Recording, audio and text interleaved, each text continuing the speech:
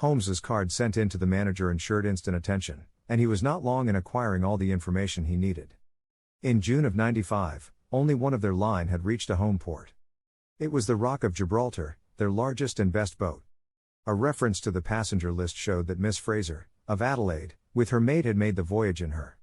The boat was now somewhere south of the Suez Canal on her way to Australia. Her officers were the same as in '95, with one exception. The first officer, Mr. Jack Croker, had been made a captain and was to take charge of their new ship, the Base Rock, sailing in 2 days' time from Southampton. He lived at Sydenham, but he was likely to be in that morning for instructions, if we cared to wait for him. No, Mr. Holmes had no desire to see him, but would be glad to know more about his record and character. His record was magnificent. There was not an officer in the fleet to touch him. As to his character, he was reliable on duty, but a wild, desperate fellow off the deck of his ship, hot-headed, excitable, but loyal, honest, and kind-hearted. That was the pith of the information with which Holmes left the office of the Adelaide Southampton Company. Thence he drove to Scotland Yard, but, instead of entering, he sat in his cab with his brows drawn down, lost in profound thought. Finally he drove round to the Charing Cross Telegraph Office, sent off a message, and then, at last, we made for Baker Street once more. "No, I couldn't do it, Watson," said he, as we re-entered our room. Once that warrant was made out, nothing on earth would save him. Once or twice in my career I feel that I have done more real harm by my discovery of the criminal than ever he had done by his crime. I have learned caution now, and I had rather play tricks with the law of England than with my own conscience. Let us know a little more before we act. Before evening, we had a visit from Inspector Stanley Hopkins. Things were not going very well with him. "I believe that you are a wizard, Mr. Holmes. I really do sometimes think that you have powers that are not human. Now, how on earth could you know that the stolen silver was at the bottom of that pond?" "I didn't know it. But you told me to examine it." "You got it, then?" "Yes, I got it. I am very glad if I have helped you. But you haven't helped me. You have made the affair far more difficult. What sort of burglars are they who steal silver and then throw it into the nearest pond?" It was certainly rather eccentric behavior. I was merely going on the idea that if the silver had been taken by persons who did not want it, who merely took it for a blind, as it were, then they would naturally be anxious to get rid of it. But why should such an idea cross your mind? Well, I thought it was possible. When they came out through the French window, there was the pond with one tempting little hole in the ice, right in front of their noses. Could there be a better hiding place? "Ah, a hiding place, that is better," cried Stanley Hopkins. Yes, I see it all now. It was early, there were folk upon the roads, they were afraid of being seen with the silver, so they sank it in the pond, intending to return for it when the coast was clear. Excellent, Mr. Holmes, that is better than your idea of a blind. Quite so, you have got an admirable theory. I have no doubt that my own ideas were quite wild, but you must admit that they have ended in discovering the silver. Yes, sir, yes. It was all your doing. But I have had a bad setback. A setback? Yes, Mr. Holmes. The Randall gang were arrested in New York this morning. Dear me, Hopkins. That is certainly rather against your theory that they committed a murder in Kent last night. It is fatal, Mr. Holmes, absolutely fatal. Still, there are other gangs of 3 besides the Randalls, or it may be some new gang of which the police have never heard. Quite so, it is perfectly possible. What, are you off? Yes, Mr. Holmes, there is no rest for me until I have got to the bottom of the business. I suppose you have no hint to give me? I have given you one. Which? Well, I suggested a blind. But why, Mr. Holmes, why? Ah, that's the question, of course. But I commend the idea to your mind.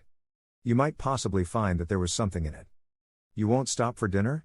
Well, goodbye, and let us know how you get on. Dinner was over, and the table cleared before Holmes alluded to the matter again. He had lit his pipe and held his slippered feet to the cheerful blaze of the fire. Suddenly he looked at his watch. I expect developments, Watson. When? Now, within a few minutes.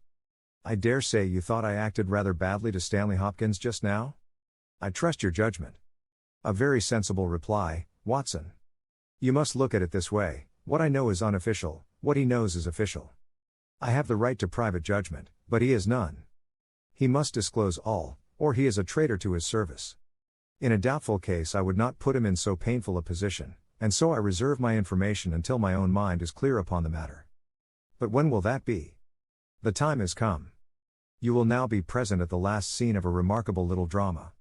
There was a sound upon the stairs, and our door was opened to admit as fine a specimen of manhood as ever passed through it. He was a very tall young man, golden mustached, blue-eyed, with a skin which had been burned by tropical suns, and a springy step, which showed that the huge frame was as active as it was strong. He closed the door behind him, and then he stood with clenched hands and heaving breast, choking down some overmastering emotion. "Sit down, Captain Croker. You got my telegram?" Our visitor sank into an armchair and looked from one to the other of us with questioning eyes. "I got your telegram, and I came at the hour you said. I heard that you had been down to the office. There was no getting away from you. Let's hear the worst. What are you going to do with me? Arrest me? Speak out, man. You can't sit there and play with me like a cat with a mouse." "Give him a cigar," said Holmes. "Bite on that, Captain Croker, and don't let your nerves run away with you. I should not sit here smoking with you if I thought that you were a common criminal, you may be sure of that. Be frank with me and we may do some good. Play tricks with me, and I'll crush you. What do you wish me to do?" "To give me a true account of all that happened at the Abbey Grange last night, a true account, mind you, with nothing added and nothing taken off. I know so much already that if you go 1 inch off the straight, I'll blow this police whistle from my window and the affair goes out of my hands forever." The sailor thought for a little. Then he struck his leg with his great sunburned hand. "I'll chance it," he cried. "I believe you are a man of your word, and a white man, and I'll tell you the whole story. But one thing I will say first. So far as I am concerned, I regret nothing and I fear nothing, and I would do it all again and be proud of the job. Damn the beast, if he had as many lives as a cat, he would owe them all to me. But it's the lady, Mary Fraser, for never will I call her by that accursed name. When I think of getting her into trouble, I who would give my life just to bring one smile to her dear face, it's that turns my soul into water. And yet, what less could I do? I'll tell you my story, gentlemen, and then I'll ask you, as man to man, what less could I do? I must go back a bit. You seem to know everything, so I expect that you know that I met her when she was a passenger and I was first officer of the Rock of Gibraltar. From the first day I met her, she was the only woman to me. Every day of that voyage I loved her more, and many a time since have I kneeled down in the darkness of the night watch and kissed the deck of that ship because I knew her dear feet had trod it. She was never engaged to me. She treated me as fairly as ever a woman treated a man. I have no complaint to make. It was all love on my side, and all good comradeship and friendship on hers. When we parted she was a free woman, but I could never again be a free man. Next time I came back from sea, I heard of her marriage. Well, why shouldn't she marry whom she liked? Title and money, who could carry them better than she? She was born for all that is beautiful and dainty. I didn't grieve over her marriage. I was not such a selfish hound as that. I just rejoiced that good luck had come her way, and that she had not thrown herself away on a penniless sailor. That's how I loved Mary Fraser. Well, I never thought to see her again, but last voyage I was promoted, and the new boat was not yet launched, so I had to wait for a couple of months with my people at Sydenham. One day out in a country lane I met Teresa Wright, her old maid. She told me all about her, about him, about everything. I tell you, gentlemen, it nearly drove me mad. This drunken hound, that he should dare to raise his hand to her, whose boots he was not worthy to lick. I met Teresa again.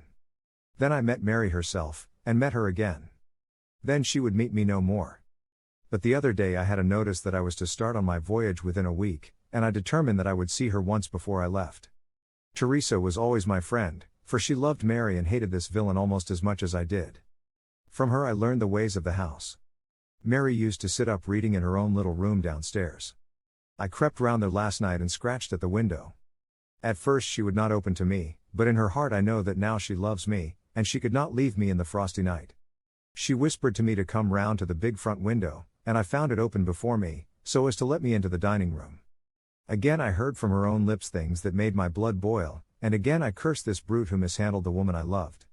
Well, gentlemen, I was standing with her just inside the window, in all innocence, as God is my judge, when he rushed like a madman into the room, called her the vilest name that a man could use to a woman, and welted her across the face with the stick he had in his hand. I had sprung for the poker, and it was a fair fight between us. See here, on my arm, where his first blow fell. Then it was my turn, and I went through him as if he had been a rotten pumpkin. Do you think I was sorry? Not I. It was his life or mine, but far more than that, it was his life or hers, for how could I leave her in the power of this madman? That was how I killed him. Was I wrong? Well, then, what would either of you gentlemen have done, if you had been in my position? She had screamed when he struck her, and that brought old Teresa down from the room above. There was a bottle of wine on the sideboard, and I opened it and poured a little between Mary's lips, for she was half dead with shock. Then I took a drop myself. Teresa was as cool as ice, and it was her plot as much as mine. We must make it appear that burglars had done the thing. Teresa kept on repeating our story to her mistress, while I swarmed up and cut the rope of the bell. Then I lashed her in her chair, and frayed out the end of the rope to make it look natural, else they would wonder how in the world a burglar could have got up there to cut it. Then I gathered up a few plates and pots of silver, to carry out the idea of the robbery, and there I left them, with orders to give the alarm when I had a quarter of an hour's start. I dropped the silver into the pond, and made off for Sydenham, feeling that for once in my life I had done a real good night's work.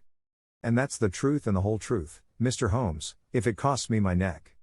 Holmes smoked for some time in silence. Then he crossed the room, and shook our visitor by the hand. That's what I think, said he. I know that every word is true, for you have hardly said a word which I did not know. No one but an acrobat or a sailor could have got up to that bell rope from the bracket, and no one but a sailor could have made the knots with which the cord was fastened to the chair. Only once had this lady been brought into contact with sailors, and that was on her voyage, and it was someone of her own class of life, since she was trying hard to shield him, and so showing that she loved him.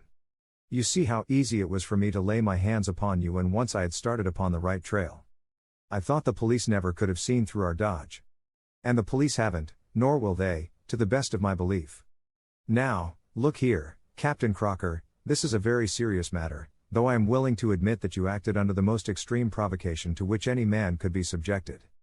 I am not sure that in defense of your own life your action will not be pronounced legitimate. However, that is for a British jury to decide. Meanwhile I have so much sympathy for you that, if you choose to disappear in the next 24 hours, I will promise you that no one will hinder you. And then it will all come out? Certainly it will come out. The sailor flushed with anger. What sort of proposal is that to make a man? I know enough of law to understand that Mary would be held as accomplice. Do you think I would leave her alone to face the music while I slunk away? No, sir, let them do their worst upon me, but for heaven's sake, Mr. Holmes, find some way of keeping my poor Mary out of the courts. Holmes for a second time held out his hand to the sailor. I was only testing you, and you ring true every time. Well, it is a great responsibility that I take upon myself, but I have given Hopkins an excellent hint, and if he can't avail himself of it I can do no more. See here, Captain Croker, we'll do this in due form of law. You are the prisoner.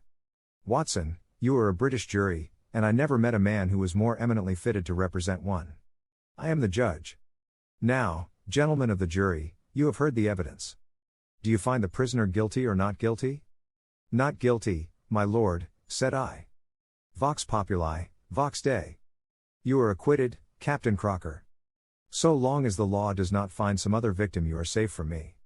Come back to this lady in a year, and may her future and yours justify us in the judgment which we have pronounced this night.